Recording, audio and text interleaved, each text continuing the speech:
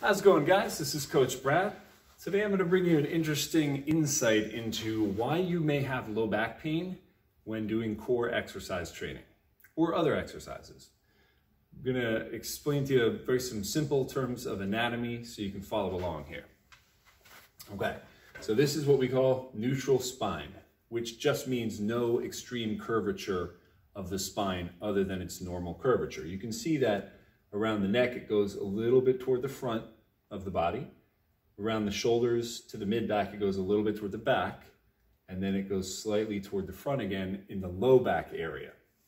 Okay, so here's a front view, skull, spine runs here to here, yeah. Side view, skull, spine runs here to here. This would be my bad cartoon version of your pelvis, right? So when you do a crunch or a sit-up, that's what we call spinal flexion. So when the spine is flexed, all the segments are bent forward. Oh, sorry, that's not true. They're bent toward the back like this. You're trying to basically bring your nose and your pelvis closer together. Hopefully you can see that. The opposite movement would be back extension, spinal extension. When your back is extended, would be, for example, doing a back bend. The segments all bend toward the front. But you notice that the curvature is pretty consistently spread throughout each segment, whether it's this way or this way. You see that? Okay, now let's take a look at the close-up here. This is a spine model I brought in to show you. This represents lumbar vertebrae 4 and 5, which are here and here. The next one below that would be your sacrum. This bone at the top of the pelvis is kind of where the spine and the pelvis meet. Okay? And I'm showing you these because these are the two vertebrae that most often are the source of back pain. Because most often they have the most movement occurring there. If you could follow along for a moment, if you take a wire coat hanger and you grab the ends and you start bending it up and down and up and down and up and down and up and down, eventually it breaks. But which part breaks? The part in the middle that's not supported, or the part in your hands that is supported? Answer, the part in the middle that's not supported. Your fingers act as muscles wrapping around the spine, holding the segments in place, allowing some movement, but it's supported while the movement occurs. Does that make sense? Whereas the part that's in the middle that's not supported is the one that gets the most action and wears out. I'm not saying your spine will break, but you can prematurely wear out the discs.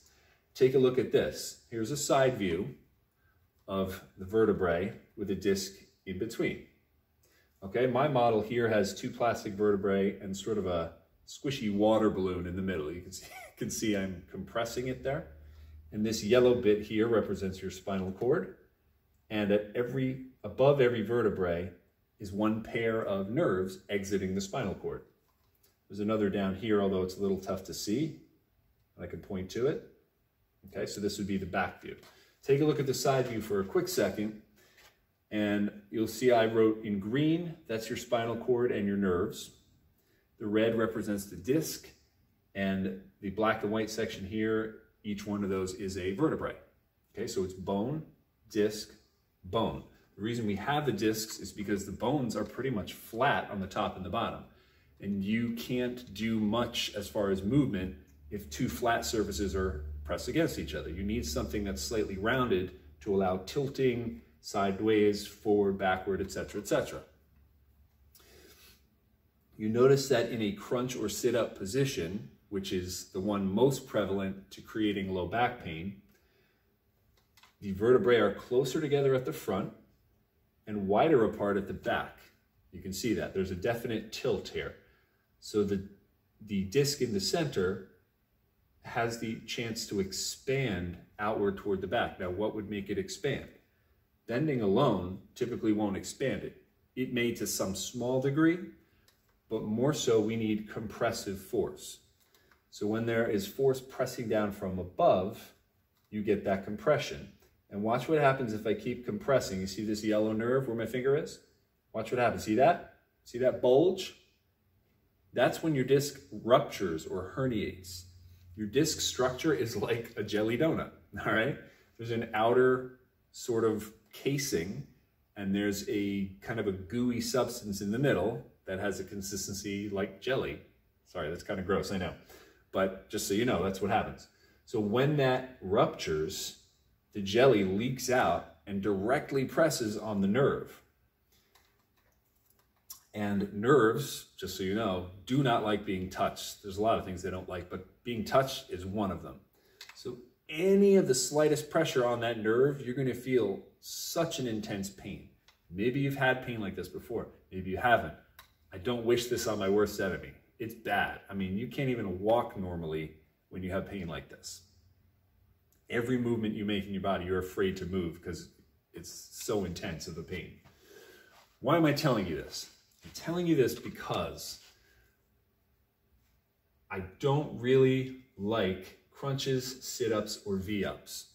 Extreme flexion of the spine, which is what's required in those exercises, creates situations like this over and over and over and over again. Think about how many reps you do when you do crunches. 15, 20 at a time. How many sets do you do of 20? 5 sets of 20? That's 100 times you're putting this low back area at risk. And look at the skeleton here. Where the rib cage ends about here and where the pelvis starts here, there's nothing as far as rigid structures in the body except for these 5 last vertebrae here in the low back. Can you not see then that without the muscular component, proper core training, the ability for muscles to hold those vertebrae in place and kind of brace them, without those muscles, there's nothing else rigid to keep this spine from excessive movement. There's nothing there, right? All you have in the middle, it's not pictured, but it's just a bunch of guts surrounded by muscles. But the only rigid structure are these 5 vertebrae in your lumbar spine. So I'm trying to impress upon you the importance of core training that is not flexion-based. Once in a while, you can do it. The problem is most people's training programs are all about crunches and sit-ups, which, by the way, does not reveal fat in any sort of efficient way. Therefore, it's kind of a waste of time if you're trying to show a six-pack. We know you have muscle there. You cannot perform this movement if you don't have an abdominal muscle. Your abdominals run north to south. When you contract north to south, the whole muscle contracts. So what I'm saying is, you want to tone way down on the spinal flexion movements and start thinking about isometric training, planks. Planks are boring, by the way. So I say do planks with movement. Do things like my slider body saw. Do things like holding your spine in neutral, being on all fours, and applying pressure between opposite limbs. Maybe stretch a band apart. Maybe balance on 3 points and pull something down toward you or back toward you. This is being on all fours I'm talking about. There's lots of variations. So we have isometric tension. We have isometric tension with movement. We have spinal rotation. FYI, most spinal rotation and the best spinal rotation comes from your upper to mid back, never the low back. Why not? You see this tiny gap on either side of these 2 bones? That's called a facet joint. Now, again, I told you this set of vertebrae represents the lumbar spine, the 5 bottommost spine before you hit the pelvis. You can see if I try to turn them, there's a little bit of free play there, but not much. If I try to turn more than, I'm going to say that's about 2 degrees, the bones just mash into each other. Okay, so it severely restricts movement. It's like overlapping scales on a dragon. There's such a structure that it limits the movement. As you move up the spine, though, there's more movement permissible with rotation.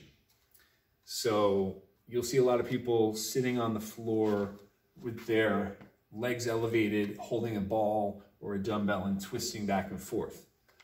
That's called a Russian twist. Now that's not a great choice for rotation exercises. plenty of other ones you could do. The reason is, as soon as you fatigue from holding your spine in a more straight position, a neutral position, it ends up doing this. It ends up curving significantly. So now you have the flex position, which we already said is risky for wear and tear on the discs. Now you're adding rotational force, and you're requiring these structures here, which have nothing much to support them, to do it all. And are we doing this because it's supposed to make us fit? Do we want a challenge?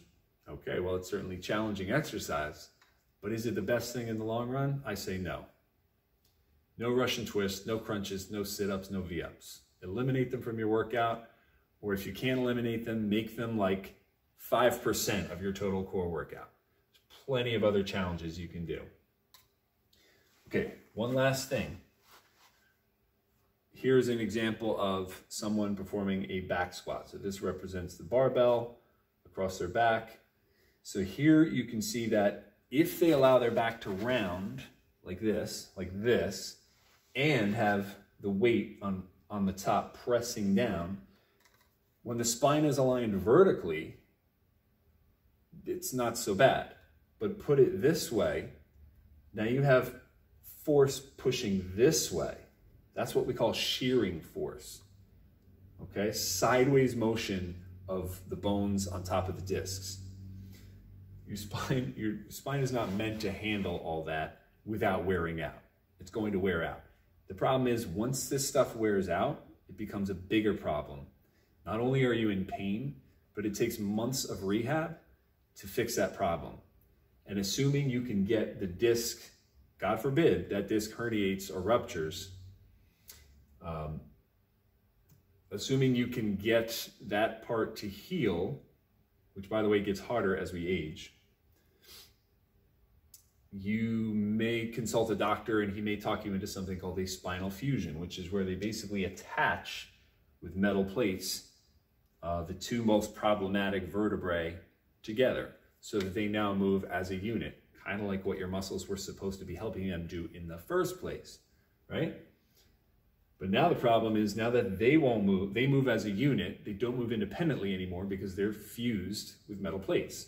So what happens now? Your body is still trying to allow you a certain freedom of movement.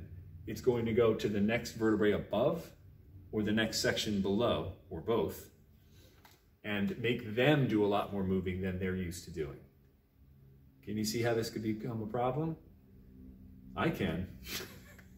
I hope that illustrates for you why you need to seriously rethink your core training program and work smarter, not harder. Contact me with any questions you have about this. I have loads of ideas. I'll give you them for free. You can try them out. Tell me what you think. So let me know if this helps you. If you have low back pain, please feel free to ask me any questions you have about how you can safely train. I'd be more than happy to help you, give you some ideas of things to try, and I'd be happy to do a free movement screen or assessment on you to test some things to make sure that you're not at high risk for low back pain. I've been in low back pain myself in the past. I know how bad it sucks, and my job is to try to help keep you out of having that sort of pain. Guys, thanks for watching this video, and I will see you in the next one. Please feel free to reach out and leave comments below. Thanks.